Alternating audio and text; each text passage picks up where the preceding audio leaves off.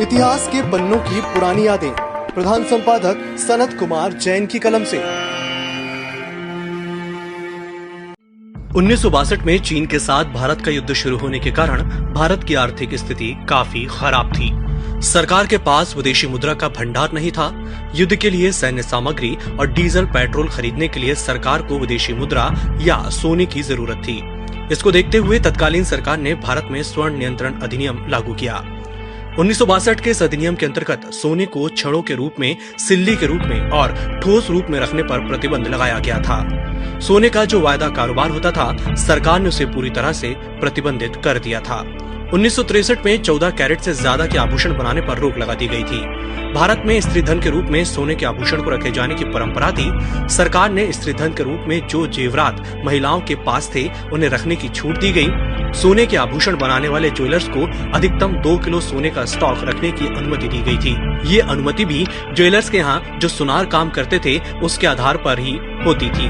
जो सुनार सोने का आभूषण बनाते थे, उनको अधिकतम 100 ग्राम सोने रखने की छूट दी गई थी। सरकार का स्वर्ण नियंत्रण कानून लागू करने का उद्देश्य था कि भारत में विदेशी मुद्रा भंडार कम होने के कारण रिजर्व बैंक में सोने का भंडार बढ़े, ताकि सेना के लिए गोला बारूद, हथियार, विमान, डीजल, पेट्रोल और सेना की जरूरी चीजें सरकार खरीद सके। इसके साथ ही भारत में वैकल्पिक मुद्रा की जो बाढ़ आ गई थी, उसको रोकना था। तस्करी के माध्यम से विदेशों से चोरी छुपे बड़ी मात्रा में सोना आता था, जिसका भुगतान भारतीय मुद्रा में किया जाता था, जिसके कारण सरकार का विदेशी मुद्रा का भंडार काफी कम हो जाता था। 1965 के पाकिस्तान युद्ध के समय एक बार फिर भारत सरकार के सामने बड़ी चुनौतियां थी। सरकार ने स्वर्ण बॉन्ड योजना जारी की। 1965 में स्वर्ण बॉन्ड योजना के तहत बॉन्ड खरीदने वालों को कर्ज से मुक्ति दी गई। स्वर्ण बॉन्ड लेने वालों को एक निश्चित अवधि के बॉन्ड जारी किए गए, जिस पर उन्हें मूलधन और ब्याज भारत सरकार द्वारा अदा किया गया। 1962 में भी केंद्र सरकार ने स्वर्ण बॉन्ड जारी किए थे। उस समय 6.50% की दर से ब्याज दिया जाता था। 1962 में भारत चीन युद्ध के समय निजाम हैदराबाद ने भारत सरकार को 5 टन सोना दान में दिया था। इतना बड़ा दान स्वतंत्र भारत के इतिहास में फिर कभी भारत सरकार को किसी एक संस्थान या व्यक्ति से नहीं मिला। मीर उस्मान निजाम हैदराबाद ने देश की अखंडता एवं सुरक्षा के लिए चीन से भारत का जब युद्ध शुरू हुआ, उस समय 5 टन सोने का दान किया। उससे सारे देश भर में उनकी देशभक्ति को सराहा गया। लाल बहादुर शास्त्री स्वयं 5 टन सोना लेने के लिए हैदराबाद पहुँचे थे। स्वतंत्रता के बाद भारत के पास कोई भी आर्थिक संसाधन नहीं थे। कृषि आय से ही अर्थव्यवस्था संचालित होती थी। केंद्र एवं राज्य सरकारों द्वारा बहुत कम टैक्स लगाया गया था। उस समय लोगों की आर्थिक स्थिति बहुत खराब थी। ऐसी स्थिति में बहुत कम टैक्स में सरकार को अपने कार्य करने होते थे। इस बीच भारत में धार्मिक एवं भाषाई दंगे हुए। सरकार ने इनको नियंत्रित किया। 1962 में चीन ने भारत के ऊपर हमला कर दिया।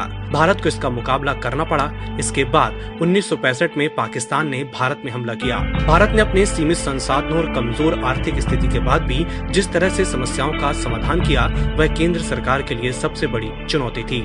लेकिन इस चुनौती में भारत की जनता और मध्यम वर्ग के लोगों ने सरकार को स्वयं दान देकर जो मदद की, वह अनुकरणीय थी। भारत सरकार जनता से मिले समर्थन के कारण ही चीन और पाकिस्तान के युद्ध का मुकाबला कर सके। यहाँ पर यह भी उल्लेख करना जरूरी है कि भारत में उस समय सिंचाई के कोई संसाधन नहीं थे। वर्षा पर ही किसानों को निर्भर रहना पड़ता था। हर 2-3 साल में एक बार अकाल की स्थिति बनती थी, जिसके कारण गरीबों को 2 टाइम का खाना भी मिल पाना मुश्किल होता था। लेकिन भारत की जनता से सारे कष्ट के बीच भी युद्ध के समय जिस तरह से लोगों ने अपनी अपनी क्षमता के अनुसार सरकार को आर्थिक सहायता दी और सरकार का हौसला बढ़ाया, उसके कारण ही भारत की सेनाएं सक्षम हुई। आर्थिक हालात भी 1968 के बाद से बेहतर होना शुरू हुए। पिछले कुछ सालों में 70 सालों से क्या हुआ, इसको लेकर राजनीतिक स्तर पर बहुत बड़े बड़े कैंपेन चलाए गए, जिससे वर्तमान पीढ़ी को लगता है कि स्वतंत्रता के बाद जो सरकारें बनी, उन्होंने कुछ नहीं किया। जबकि वस्तु स्थिति ये है कि जब अंग्रेज भारत को स्वतंत्र करके गए थे, उस समय अधिकांश आबादी के पास पहनने के लिए कपड़े नहीं थे। दोनों टाइम खाना खाने के लिए अनाज नहीं था। कृषि के अलावा भारत में आम जनता के पास आय के अन्य कोई साधन नहीं थे। भारत सरकार की सारी अर्थव्यवस्था कृषि पर आधारित थी। उसी बीच भारत पाकिस्तान विभाजन के बाद लगभग 1 दशक तक भारत में दंगे होते रहे। राज्यों के गठन को लेकर भी प्रदर्शन और आंदोलन हुए।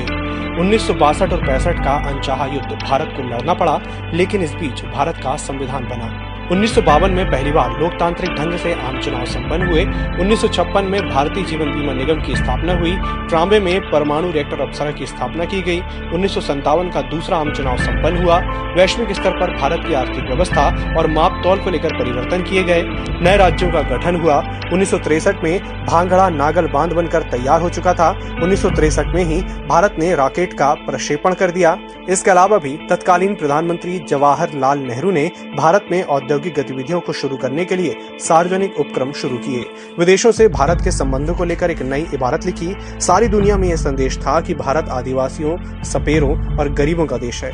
इस धारणा को पंडित जवाहरलाल नेहरू ने बदलने का जो काम किया वह उस समय के हिसाब से बहुत बड़ा था। EMS टीवी के लिए सनत कुमार जैन की रिपोर्ट।